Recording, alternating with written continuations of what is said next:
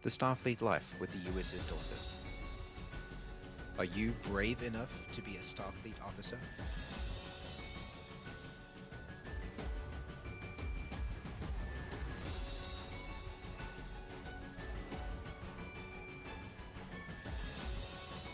Do you have what it takes?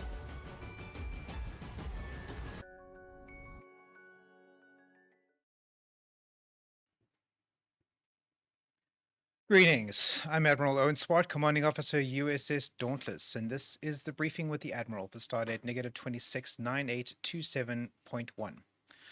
I am the Admiral in question, and today we're going to be talking about professionalism within the context of Starfleet. But before we get on to today's topic, just the standard administrative announcements.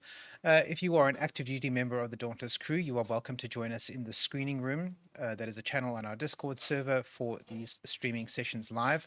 It's every Tuesday at 12:30 in the afternoon, which is admittedly an awkward time. Middle of the day on a Tuesday is mostly when people are at work. So if you cannot join us, that is fine. You're welcome to watch the video after the fact on YouTube or Facebook. But if you can join us live, that would be great. If you are not an active duty member of the Dauntless crew, you are welcome to catch the stream live on YouTube. The stream is a little bit delayed, and I don't always see the comments coming through from YouTube, but you are welcome to try your luck over there. If you are interested in participating in the conversation, please do so. If there's something that you need me to see, if you have a comment or a question that you'd like me to address at the end of the session, please make sure that you tag me in the comments. Otherwise, I will miss it when I'm reviewing through the conversation. There's usually a lively conversation around these briefings in the screening room chat here on Discord. So if you want me to see your comment, please make sure that you tag me in it, and I will be able to find it when we get to there. All right, so again, before we get on to today's topic, let us establish a little bit of context. Who are we? Why are we here? What are we doing? What's the point of all this? So we are the USS Dauntless, and what is that? The USS Dauntless is a Star Trek fan club. That's not a very precise term, but it's the best one we've got, based in Cape Town, South Africa. We're a Starfleet style club, complete with ranks, titles, and uniforms. What does that mean? Well, in the fictional world of Star Trek, there is an institution called Starfleet, which is an exploratory agency, which has also a military function. And as such, they have military style ranks and uniforms, much like modern day militaries do today, specifically the United States Navy. We model our internal structures, at least superficially, on those of the fictional Starfleet here in the real world Starfleet, and so we have borrowed a lot of thematic elements from our fictional counterparts, including things like our uniforms, titles, and ranks. We are a chapter of Starfleet, the International Star Trek Fan Association Incorporated. That's Starfleet in all caps, or Starfleet International, or SFI. They are a global Star Trek fan club with chapters in dozens of countries, hundreds of chapters in dozens of countries with thousands of members, the largest organized Star Trek fan group in the world. And as one of their chapters, we are their local representatives here in Cape Town, South Africa. We are principally an online group. Most of our activities take place online in our Discord server, but we also have in-person get-togethers where we meet up in groups called away teams in our respective cities around the world. Well, mostly around South Africa, but we have some international members too. And we do things out in the world. Those missions are some of our most important missions, so they needn't be or mustn't be overlooked. Just because we're principally online doesn't mean we are exclusively online. The ranks and titles that we possess, like my title of Commanding Officer and my rank of Admiral, are not imaginary. They're not role-playing. These are titles that I've earned through many years of service to the institution, to the organization, and the title of Commanding Officer is one that I have taken on by taking on the responsibility of being the chapter president of the USS Dauntless. Why is there a starship? That is the metaphor that Starfleet International uses for their chapters. Each chapter in cities around the world is a starship, as it were, but the ship itself is not real. The ship is just the ideological unifying concept that binds that group of members together. The ship is not a ship. The ship is the crew. But what do we do? Well, we have a mission. Our mission is to bring the message of Gene Roddenberry's vision for the future of humankind to the people of Africa and the Middle East. Who is Gene Roddenberry? This is Gene Roddenberry here in this image. He is the original creator of the Star Trek franchise. Of course, many, many people have worked on Star Trek over the decades, but he was the guy who began it all. It was his idea, and we thank him for all of this, all of the stuff that we've done. Apologies, we've got some conversation in the background here. So Gene Roddenberry began Star Trek in the 1960s, and his vision was of a future of humankind in which all of the problems that we face in today's world, things like crime, poverty, war, etc., have been largely, if not entirely, solved. And he depicted that future in the Star Trek franchise. So what we do in Starfleet International is it's our interest not only to promote the idea of what that world might look like, specifically the kind of advancements that would bring us today into that future, things like social, economic, technological, and scientific advancements, but we also try to take actual action in the world in order to bring our society closer to that idealistic future. And we do that through our various activities and through promoting the ideas that we promote. But it's quite important when we're doing all of that, when we're engaging in our mission, that we project ourselves as professionals. So professional, not in the sense that we're being paid for the work that we do here. One of the things about Gene Roddenberry's idyllic future is that money doesn't exist, at least not in a form that we would recognize it now. The economics of the future are quite different. They're based principally on reputation, reputational economics, and that's what buys you what you need to do the work that you do. So with reputational economics, the single most valuable thing that you possess, therefore, is your reputation.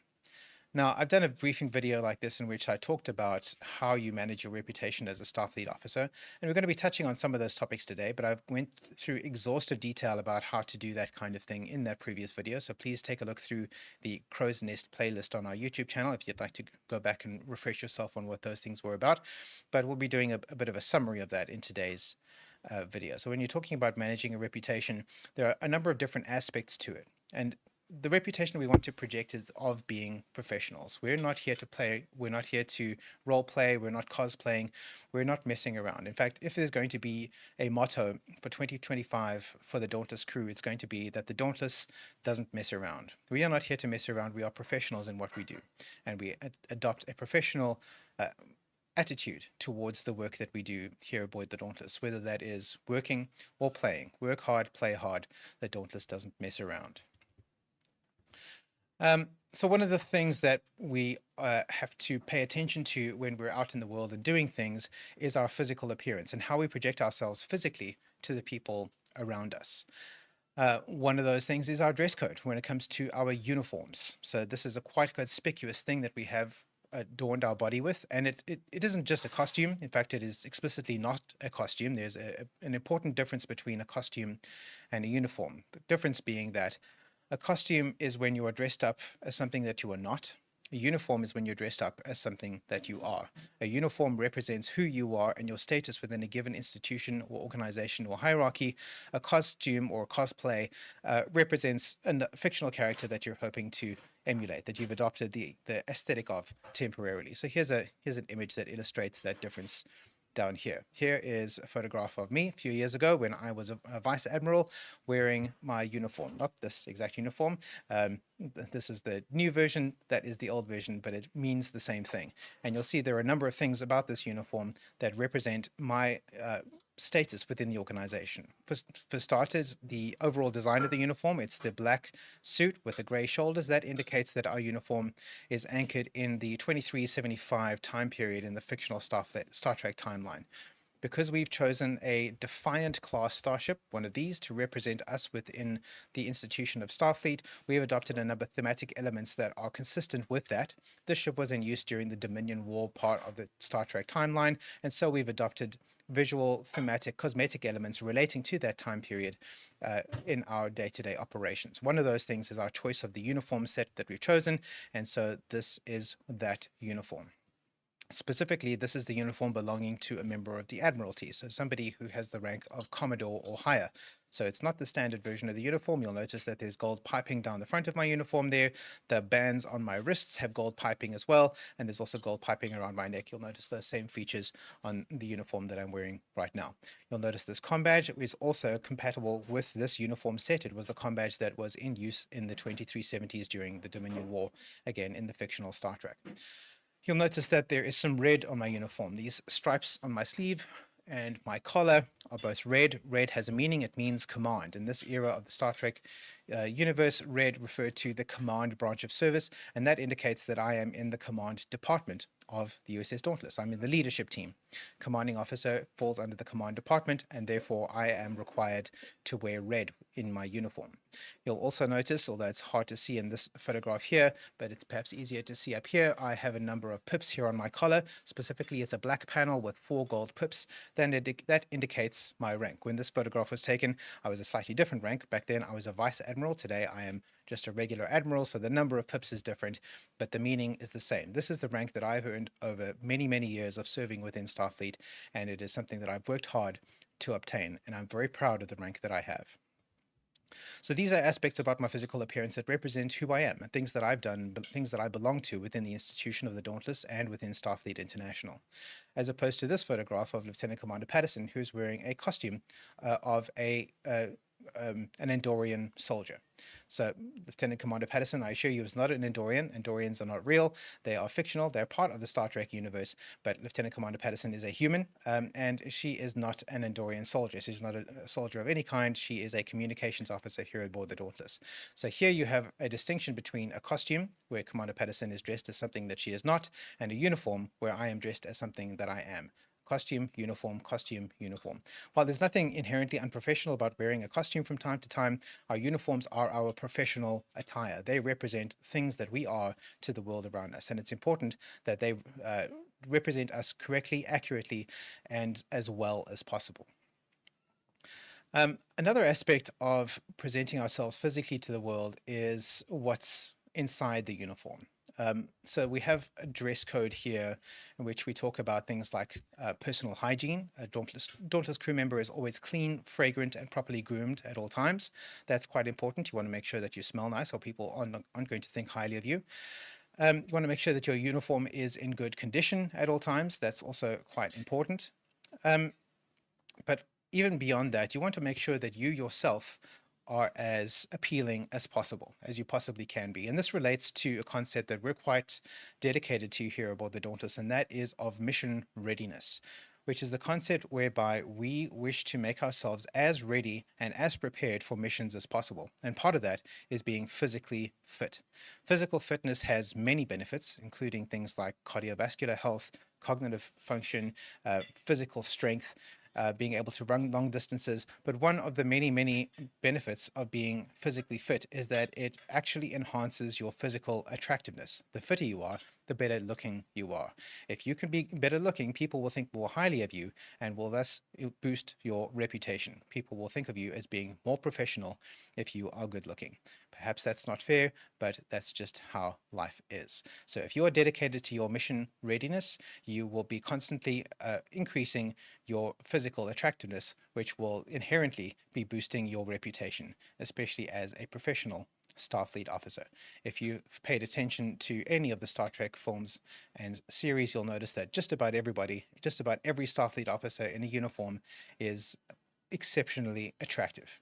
And that's something that we want to promote here aboard the Dauntless as well. Looking good is good for you, and it's good for your reputation. Another important part of the dress code when we're picking a uniform is that we want to pick the correct uniform for the occasion at hand. This is our standard uniform here, the Class B duty uniform, which is what we use most of the time. But there are also specific uniforms for other specific missions. For example, if we have a formal mission, say a reception for a visiting dignitary or a wedding reception or something of that nature, the Class A formal uniform is more appropriate. Or perhaps we have a more casual uniform like a park run or a games day or something to that effect. We might want to go with a Class C mission-specific uniform. In particular, we might want to go for the leisure uniform, the LU, which is just jeans and a colored t-shirt, which is pretty straightforward. There are, of course, accessories you can add to your uniform to jazz it up a little bit, but in essence, all you need is the t-shirt and a pair of jeans. Again, I've done several videos looking at uniforms in detail. So if you'd like to go through those videos and learn about how to assemble your own uniform and what considerations to take into account when building your professional Starfleet uniform, I encourage you to do so. But there's another thing that is important. I don't think we need this anymore. We can get rid of this thing. Apologies. There we go. We can just back to just us again. Another thing that goes hand in hand with our sort of Starfleet military style uniforms is that of a military style of dealing with each other, a military style social protocol. This is again something that we've inherited from Star Trek, from the fictional Starfleet. Although Starfleet is a lot less, the fictional Starfleet is a lot less formal with their social protocol than present day military are, they do still carry on some of those ancient military style traditions. One of those is using proper forms of address. Now, this I've also covered previously in a social protocol video in the briefing series. So if you'd like to go into more detail about that, please go take a look there. But we'll just cover that quickly now. Forms of address refer to the proper way to address another member of the crew. And there are several considerations to take into account when you're addressing another member of the crew. The default way to refer to somebody is by their rank. So whatever rank they have earned, whatever they're displaying on their collar, it's a fair bet that that's an acceptable way of referring to that person. So for example, my rank is Admiral. It is acceptable to refer to me as Admiral in any circumstance. If somebody is a commander, you can address them as commander. If they're a captain, address them as captain, and so on. The complexities there are if somebody is a lieutenant commander, do you address them as lieutenant, as commander, or as lieutenant commander? That can be a little more complicated. And in fact, it is the latter two, as commander or lieutenant commander. You don't really address a lieutenant commander as lieutenant. That would be not strictly inaccurate, but it's a little rude, and so on. So there are complexities to that, but once you get the hang of all of those rules, then you can master the social protocol there. If you don't know somebody's rank because they're not displaying it, or you just haven't met that person before and they're not in uniform, the next option to use as a form of address is their surname. So whatever their family name is, that is the name you use. I'm Admiral Owen Swart, so Swart would be my correct form of address. In fact, it's even better to pair the rank with the family name. So my rank is Admiral, my family name is Swart, so Admiral Swart is my correct form of address in just about any situation. Admiral for short, Swart if you really need to, but it's never really appropriate to address me by my first name. We just don't do that here. Unless, of course, I explicitly instruct you to address me by my first name. It is the privilege of a commissioned officer within Starfleet that he or she may select their own form of address. So if an officer instructs you to address you by their first name, even if it would be outside the bounds of strict military protocol, it then becomes appropriate for you to do so. But you'll never get that from me. Another thing that's important when it comes to military protocol is deferring to rank. Now, it's worth mentioning at this point that Starfleet rank, or at least the real world Starfleet, our Starfleet, rank doesn't mean the same as it does in the military or even within the fictional Starfleet. Our rank is, although it's earned through real life activity and it's awarded to us on that basis, it doesn't come with an inherent legal responsibility like it does in present day military. So I am not the same as a Navy admiral. We're simply not the same animal. My rank of admiral was granted to me on the basis of all of the years of service that I've put into the organization consistently over time. While that might also be true of a Navy admiral, the Navy admiral's rank comes with it a certain legal authority over people that he outranks. I don't have that legal authority over everybody. While I do have a certain degree of responsibility within the organization, within the USS Dauntless, and even with Starfleet International, that responsibility comes with my position, not with my rank. The rank might come as a reward or an honorific that accompanies the position, but the rank itself entitles me to nothing, except perhaps the respect of having earned it. So when we see somebody carrying a specific rank, especially a higher rank within Starfleet International, we can infer certain things about how that person obtained that rank. For example, if somebody has the rank of, let's say, Commodore, we know that they have spent at least X number of years. I think the minimum possible time you can spend to get to rank Commodore is about 5 years at the absolute minimum. So you can infer that that person has spent at least 5 years in Starfleet International, probably longer, put in a fair amount of work over time in order to obtain that rank. And you can, without knowing the details of that person's service history, infer that that person is probably accorded a fair degree of respect because of the physical display of the reward that they've received for having put all that work in the past, if that makes any sense. This is a senior member of the organization. They have earned that position of seniority over time, and although they might not have delivered the services in question to you personally, you might not even know the details of that person's service history. You can know that they have done a fair amount of work in order to earn that Commodore pip on their collar. And the same is true all the way down to ensign, all the way down to crewman. By looking at the person's rank, you can infer what degree of effort and responsibility that person has put into the organization over time and can accord them the relevant degree of professional respect. That is why not only do we display our own rank on our collars, but also we make sure to refer to other members' rank if and when we encounter them in the world, because we want people people listening to us, as well as the person that we're addressing personally, to understand that we are showing reverence and deference to the person's rank on the basis that they have earned the rank that they are displaying. So that's an important aspect of military protocol. Again, we are not a military organization. We're not paramilitary or anything like that, but we have inherited some military style traditions, and that is one of them. Another one is saluting. Starfleet doesn't really have a formal salute as such. In Star Trek, nobody really salutes. That's not a thing. The closest thing that Starfleet appears to have to a salute, at least in the fictional Star Trek universe, is what military personnel would describe as the at ease stance. So that is standing with your feet shoulder width apart, your shoulders back, your hands clasped behind your back, head up, and then a respectful nod to the person that you are addressing. That is the closest thing that Starfleet has to a salute. So the old-fashioned military style salute with a hand touching the temple, that is not something that Starfleet does. Certain Starfleet auxiliary organizations, so these are clubs within the club of Starfleet International, do have more formal salute practices. Starfleet Marines and I think the Starfleet Special Operations, they both do the old-fashioned formal salute, but the rest of Starfleet doesn't do that anymore. Our salute is a much more subtle and more casual affair than present-day military organizations. Not to be confused with the Terran Empire salute, which is another whole thing. We are not Terran Empire, we are not Starfleet. All right, so that is the overall military protocol. So let's look at professional behavior within the context of a Dauntless occasion, event, situation. And let's break this down into several categories. So let's first look at communication. So one of the first things about communicating, especially with other members of the crew, but also with the general public, in fact, arguably even more importantly with the general public, with people who don't know us personally, is being polite and conversational. Being polite to people is very, very important.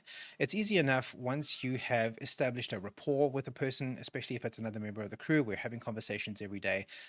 It's easy enough to relax the social protocol, become a little bit less polite because we have that degree of familiarity. That is acceptable, but we never want to cross the boundaries into being outright rude with other people, and especially not with people who don't know us very well. That in particular would erode our professional reputation, both your own and that of the rest of the crew. That's an important point, actually. Let me stress that right here, is that when we're talking about managing a professional reputation, we're not talking about only you. When you are representing the USS Dauntless, you are doing exactly that. When somebody is interacting with you as a member of the Dauntless, they're not interacting with only you. From their point of view, they are interacting with the entire USS Dauntless. If your behavior is unprofessional in any way, that will tarnish their perception and therefore the reputation of the USS Dauntless. That burden rests on the shoulders of each and every one of us. When we're speaking to somebody outside the Dauntless as a member of the Dauntless, we are representing the Dauntless, and the professional reputation of every other member of that crew rests on your shoulders. So being polite and conversational is very important, particularly when we're speaking externally, but also when we're talking internally, because it helps to manage and maintain crewmates. Having conversational awareness, including looking for solo members, this is something that's relevant within organizational events, missions, casual social events, that kind of thing. If you can see that somebody is off to one side and they're not engaging in conversation, it's probably a good idea to do what you can to try and get them pulled into the conversation, especially if you're the kind of person who's what they call a middler. A middler is somebody who's very good at sitting at the middle of a table and managing the conversation for the group.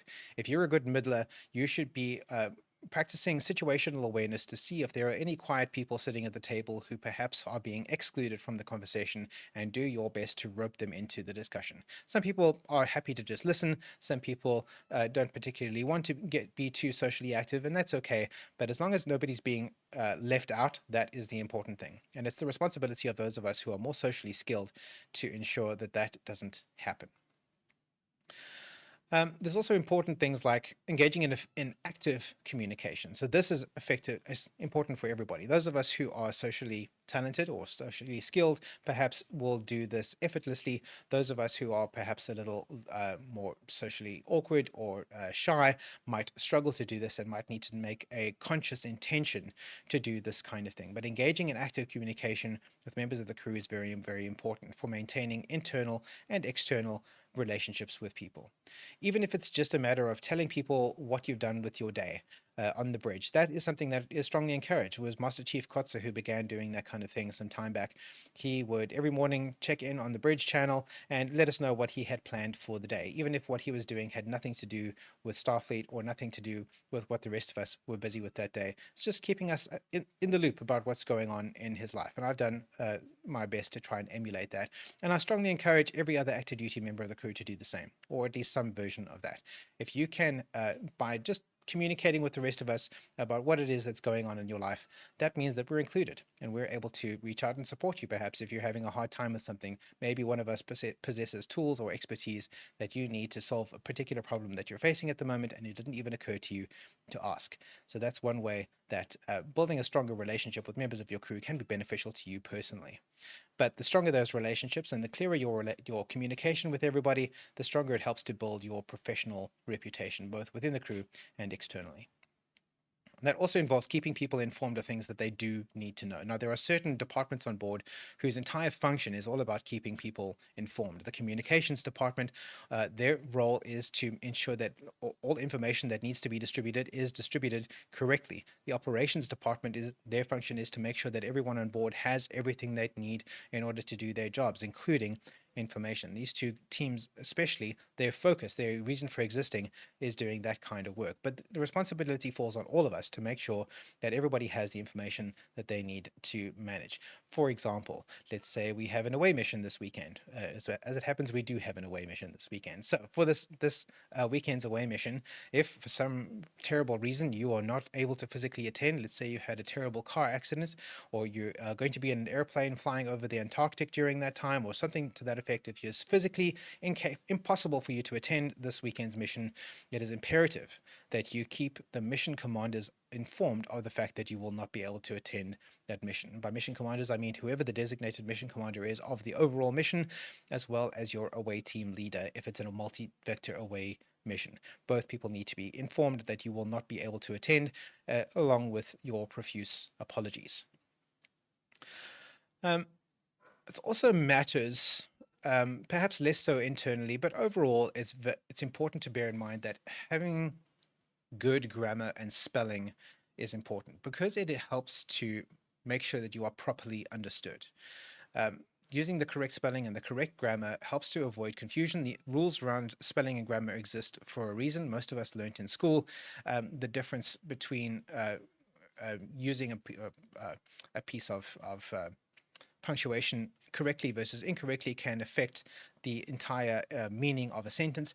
And so it's important that we pay attention to using correct grammar and spelling. It helps with ensuring clarity, making sure that the person you're transmitting the message to, because this would be a written message, making sure that the person you're submitting the message to has a better chance of understanding what it is that you were initially trying to communicate. This is just a matter of good discipline. Of course, most of the devices that we use to input text these days have spelling correction and autocorrect and that kind of thing built in. You want to be checking that it's autocorrecting to the correct word, but generally speaking, it's not that difficult to ensure proper grammar and spelling, unless, of course, you've turned it off like most millennials do. Which brings us to feedback and critique. So one of the principles, one of the values of being a Starfleet officer is that although it's important that we provide feedback to people on the work that they're doing, we want to be keeping positive feedback, so praise, we want that to be public so that everybody can see it. But negative feedback, that's critique, should be in private so that we don't embarrass the person that is receiving that feedback. Praise in public and critique in private is a pretty important value that we have here in the Dauntless. And that applies not only to the people that we serve with, but it applies to people in general, and even general concepts, works of fiction, of art, of anything like that. And in particular, for example, Star Trek itself. So we are a Star Trek fan club. It's part of our mission to promote the values and importance of Star Trek to people outside the institution. If we are seen by people outside of our organization engaging in flame wars on Facebook comment threads about how terrible this week's episode of Star Trek whatever was, that's not a good look for us. So we want to make sure that our praise is kept public, critique is kept in private. If we want to have discussions about how we're not entirely happy about this week's episode of Star Trek, that's fine, but let's keep that to a private forum. There are channels here on the Dauntless Discord where you can voice your opinions about that kind of thing without disturbing the appearance of the Star Trek franchise as a whole, or of the Dauntless as a representative of that franchise within the eyes of the general public. It's also worth focusing on constructive criticism. So if you are dissatisfied with somebody's performance, if they're not living up to the expectations that they have committed to, it's not enough to just point out their shortcomings. You need to be able to offer them a way to improve. So when we're designing policy here on the Dauntless, that's a very important consideration that we always like to keep in enforcing all kinds of standards and policies and that kind of thing. Whenever somebody falls afoul of one of our standards and policies, we need to make sure that there is a road back, that there is a way for them to redeem themselves and earn back the respect that they might have lost along the way. So when you are promoting your own professional brand, your own professional reputation, you want to make sure that you're not tarnishing somebody else's negative professional reputation by critiquing them publicly. And also you need to be able to provide them with information that they can use to bolster their own reputation in response. That allows everybody to maintain maximum professionalism within any given context. And that brings us to the aspect of commitment and responsibility. These are very important aspects of being part of the USS Dauntless. One of the core values of being a member of the Dauntless, of being a Starfleet officer, is determination. And determination relates to both commitment and attention to responsibility. So this means following through on commitments and not making promises that can't be kept. What kind of commitments? This can just be the base level entry level commitments that every Starfleet officer makes when they sign up to be the Dauntless, and that is to attend Priority 1 missions like the one this weekend. Priority 1 missions are mandatory for all Dauntless active duty personnel, which means that if you wish to be an active duty personnel of the USS Dauntless, you are required to attend that Priority 1 mission. It is obligatory. It is a responsibility that you've committed to when you took on that mantle of being an active duty member of the crew. So by maintaining that status as an active duty member of the crew, you are committing to attending those Priority 1 events. You're making a promise, and if you don't keep that promise, then that means that you're going to be doing damage to your professional reputation. Further than that, it means taking on responsibility that you can handle. So nobody wants anybody to be overburdened by responsibility, but if you have a little bit of extra capacity, if you have ideas or skills or talents that you think might be used to make the Dauntless a better place, there are plenty of opportunities that you can take on in order to take responsibility for a given aspect of Dauntless life. There are a number of vacant duty station positions. Again, I've done multiple videos on duty stations aboard the Dauntless. These are positions that you can take on, titles that carry with them a certain set of predefined deliverables. If you can commit to completing those deliverables, then you can have that position, you can have that title. There's an induction process whereby you prove your ability to do so, and once you have done so, you can then take on that responsibility But don't take on responsibility you can't handle, but please take on responsibility you can handle. We need people to take that responsibility on. We need to share the load and spread the responsibility around the crew. The more responsibility you take, the more you are responsible for the Dauntless's success. And that also is a reward in itself. It helps to bolster your professional reputation. That said, it's also worth considering under promising and over delivering. So if you are not completely confident in your ability to perform a given task, don't promise that you can complete it. Commit to the level that you are confident to commit to, and then do your best to exceed that level of commitment.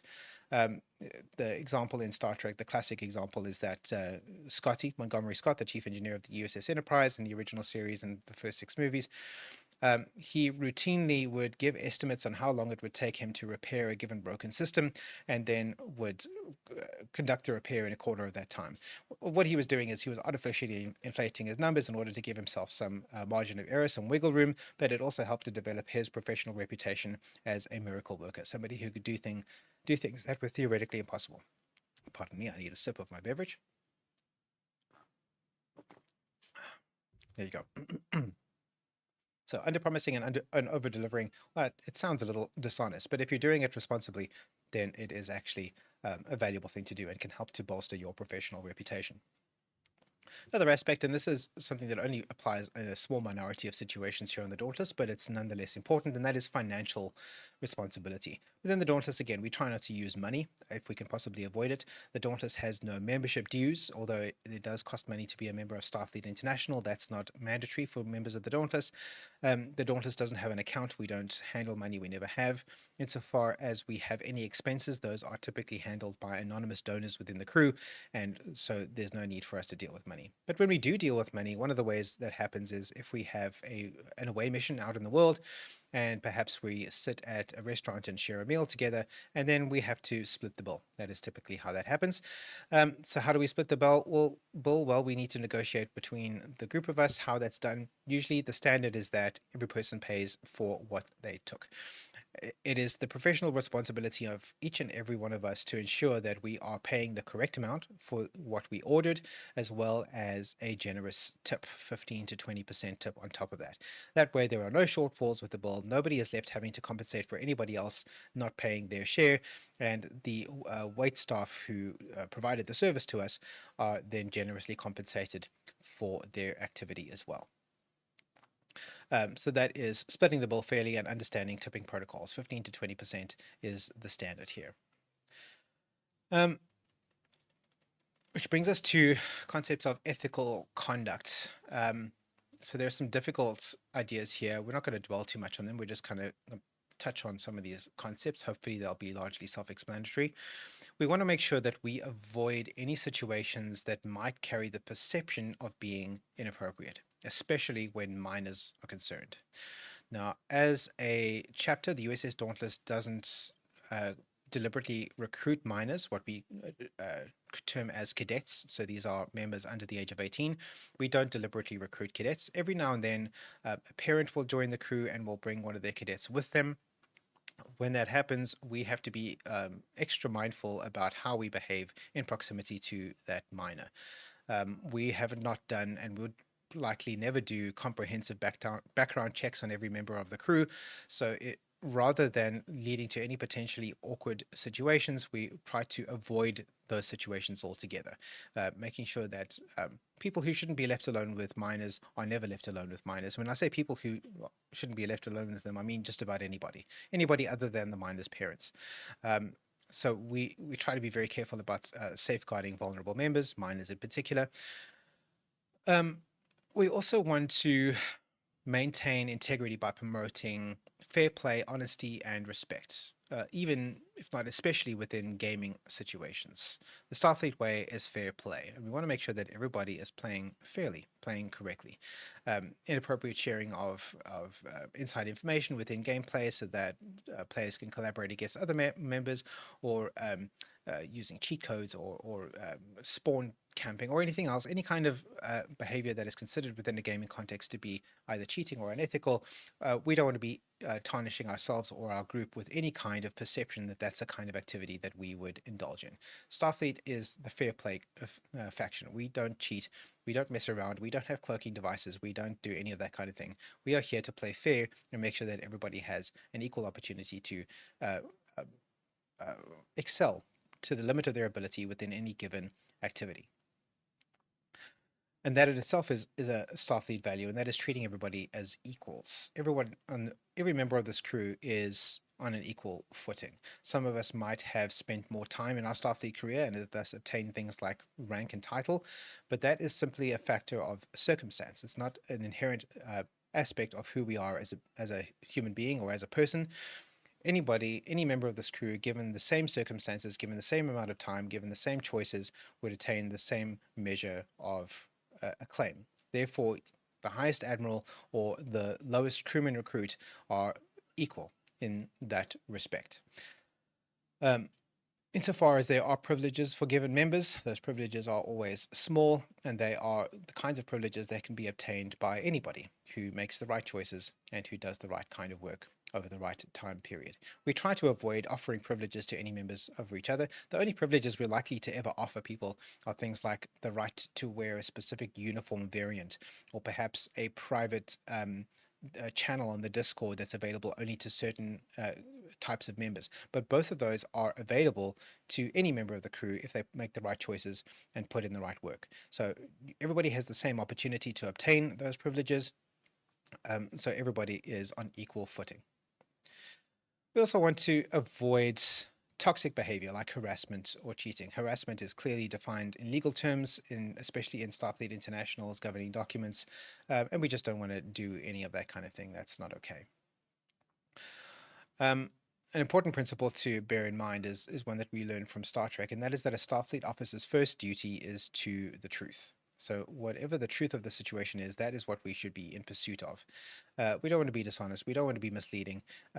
Even when we are under-promising and over-delivering, we don't want to be doing so in such a way that it is deceptive to the people around us, only in such a way that we can provide the best value to the people around us, which then helps to bolster everybody's professional reputation simultaneously.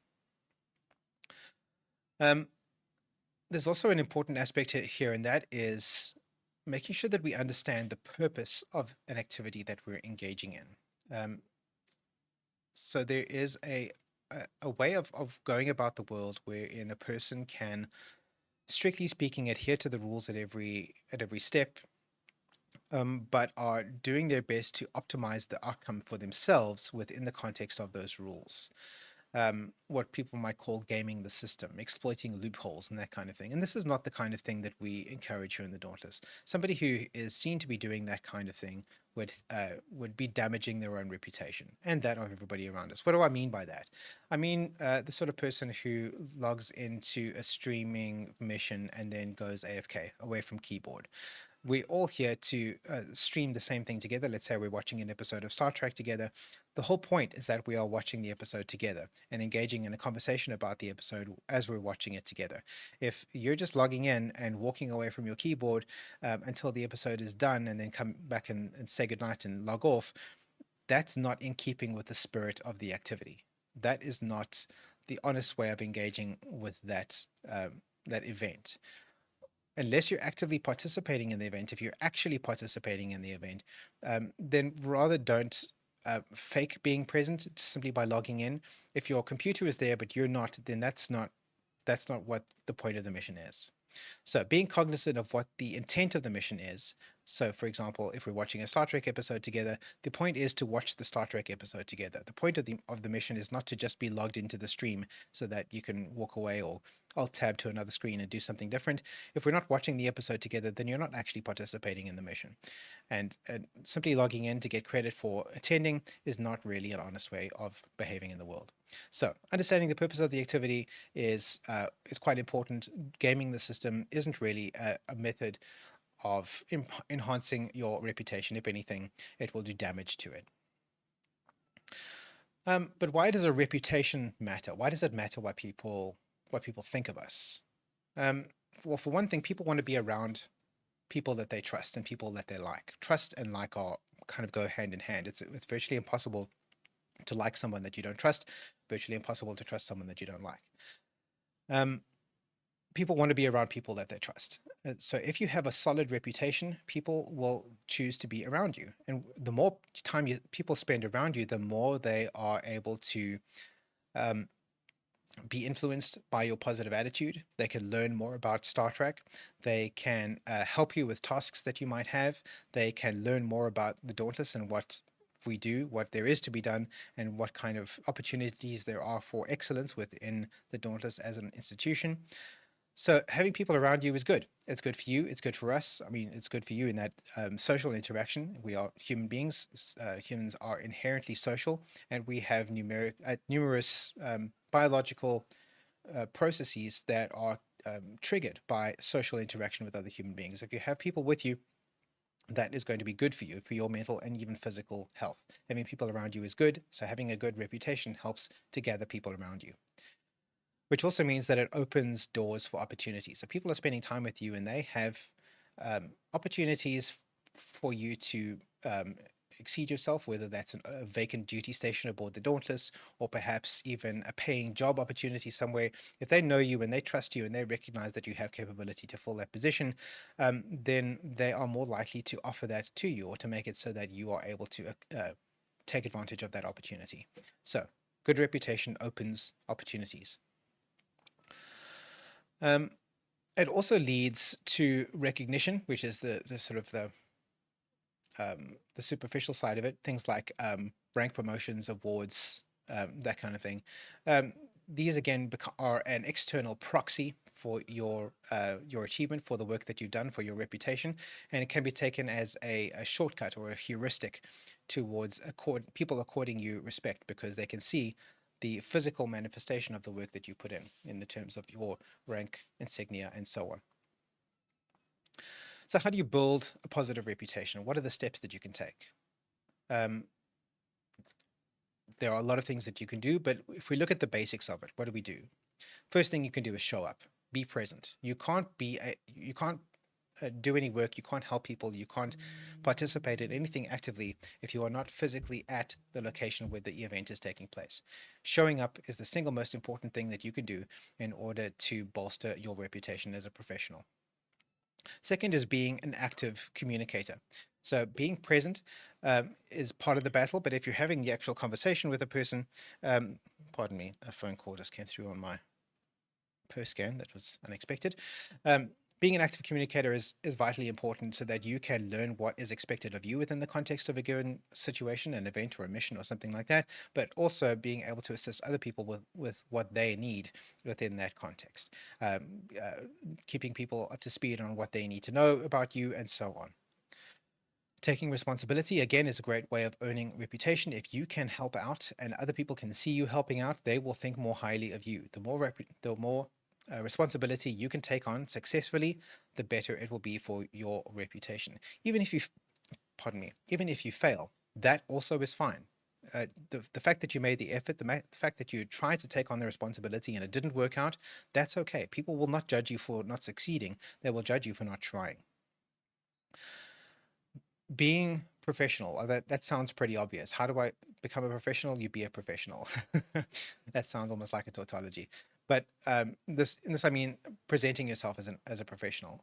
When you are deciding how you present yourself in the world, use the word professional in your mind. Does this make me look professional? Does this make me sound professional? When I say this thing, do I come across as a professional? Just keeping that in your mind will go a long way towards enhancing your professional reputation. So whether that's how you dress, maintaining your personal hygiene, your uniform, etc., whether it's just being polite to people. Being professional, choosing to be professional is a major step in the right direction. Another one is asking for help. So this may sound counterintuitive, but if you don't know how to do a thing or you don't have the capacity to do the thing, ask people to help you. It's difficult for some people to ask for help. That's something that I've always struggled with. I never ask for help, and that is actually, it's worked against me in my life. Asking for help is very important when you need it. Reason being that you have made a commitment to do a given thing, and if for whatever reason you're not able to accomplish it on your own, you are still responsible for making sure that that thing happens. And if you need an extra pair of hands or more, um, asking for it is the only way that you're going to get that help. Asking for help is very important. And in fact, the people that you ask for help will think more highly of you for doing so, because they like to be asked for help. People like to be useful. People like to help. And if you ask for help, they are going to think more of you as a result.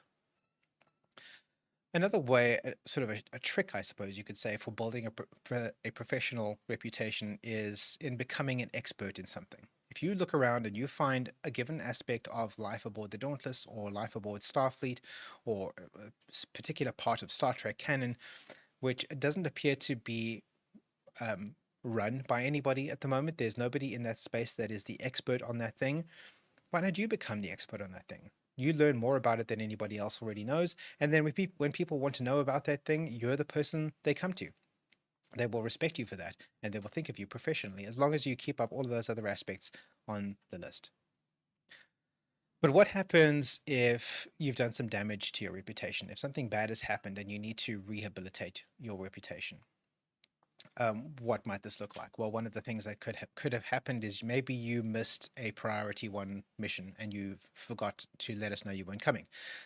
Priority one missions again are mandatory for all active duty personnel, which means that if you are unable, physically incapable of attending, you have to let us know that you're not coming. But if for whatever reason that didn't happen, you will receive a thing called a failed to report in flag. Failed to report in is a reprimand on your record. It lasts for 1 year, and it means that you are ineligible for any kind of other recognition opportunities, whether it's rank promotions, awards, or anything like that, for a period of 1 calendar year.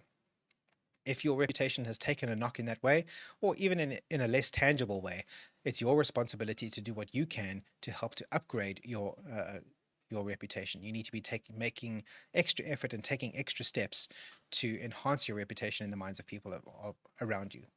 You can think of it as making up for the bad thing that you did. Although I don't like to think of things in terms of punishment. Some people find it helpful to think of things in that way. So what do? You take on extra responsibility. You make sure that your attendance record is impeccable. You do everything that's expected of you and more for as long as it takes to restore that reputation.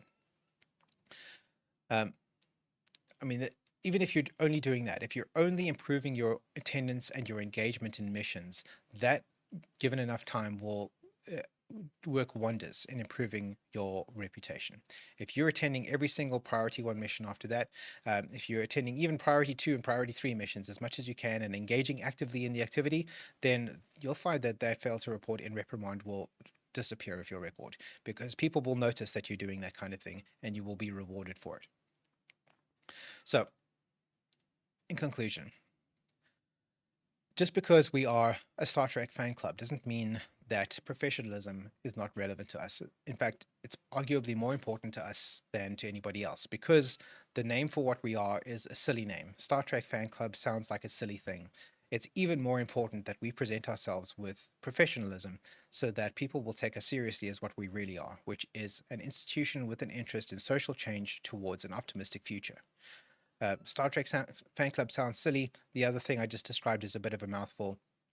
But if people can see, based on what we look like, what we say, and what we do in the world, what it is that we are, then that makes things so much easier. Our reputation is how we present ourselves to the world, both as individuals and as the USS Dauntless. And if we maintain that reputation, so much the better for everybody. Professionalism is very important for us here aboard the Dauntless. It's also essential for mission readiness. The readier we are for our mission, the better the reputation we have, the more things we'll be able to do, the more skills we'll be able to obtain, the stronger we'll get, the better rest we'll get, all that kind of thing. All of those things apply. And it also helps with public outreach and recruitment. So although the Dauntless doesn't do a lot of active recruiting out in the world, we don't spend a lot of effort or energy trying to obtain new members. We do spend some, and those efforts are vastly improved by anybody who is working to improve their reputation aboard the Dauntless. The better our reputation, the better the recruiter's reputation, the more likely you are to find success with your recruiting efforts. As always, with any of these kinds of things, there are numerous resources available. within the Dauntless context that can assist and support you in doing this kind of work. If you're interested in rehabilitating or working on your reputation, there are plenty of people that you can ask. Look for anybody with lots of pips on their collar. They can help you figure out ways. My door is always open, although I don't always not always able to respond immediately. I will get back to you as soon as I can. Feel free to drop me a message about any of this kind of stuff if you need to. Speaking of messages, let's look through the chat and see if there are any questions that have been tagged for me. No, there have not. Fantastic. Excellent. Okay. That being the case, I'm going to conclude with this thought. To maintain the integrity of the USS Dauntless and ensure mission readiness, remember that professionalism is not just an ideal, but a reflection of our commitment to the values of Starfleet. By embodying these principles, you'll not only enhance your own reputation, but also contribute to a positive and effective crew environment, making every effort a step towards a brighter future. Thank you, everybody. That is all for today. You are dismissed. Swart out.